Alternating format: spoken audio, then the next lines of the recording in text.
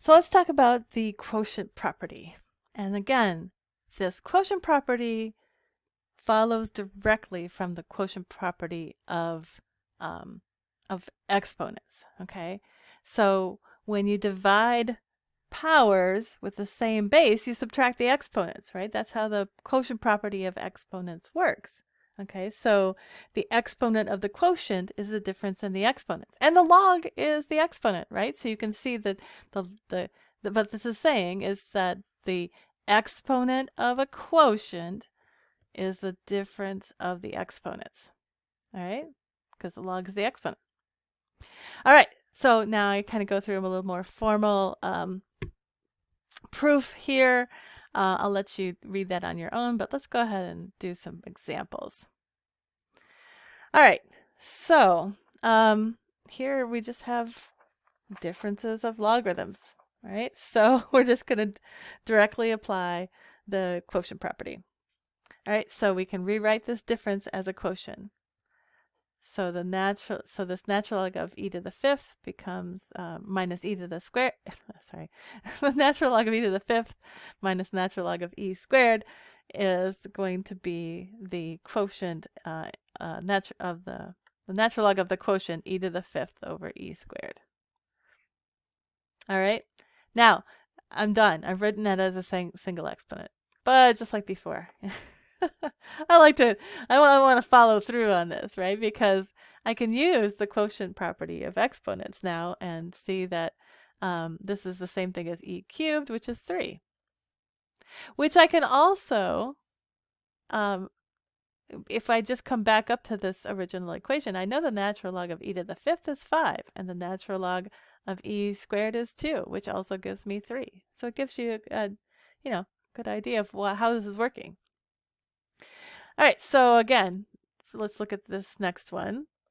The log, so now we have a base 10 log, and we're taking the base 10 log of 1,000 minus log of 10.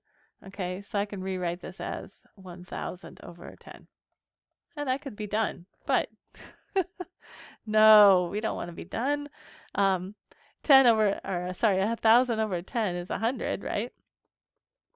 Which the log of 100, okay, so remember that's the exponent on 10 that gives you 100. So that's 2. So we can again come back up here. The exponent on 10 that gives you 1,000 is 3. The exponent on 10 that gives you 10 is 1.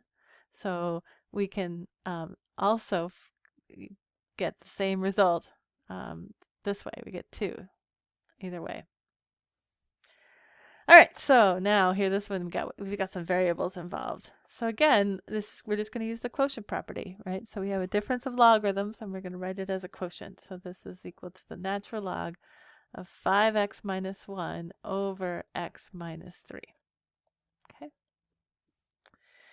And on this one, okay, we have the log of 300 minus the log of 3. Well, I can write that as the log of 300 over 3.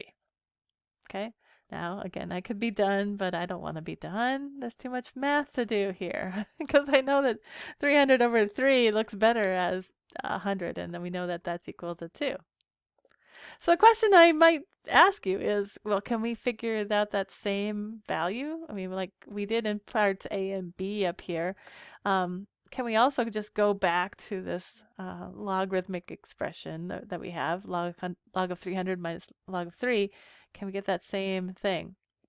Well, yes, because this is 3 times 100, right? So we can actually use the product property here and write this as the log of 3 plus the log of 100 minus the log of 3.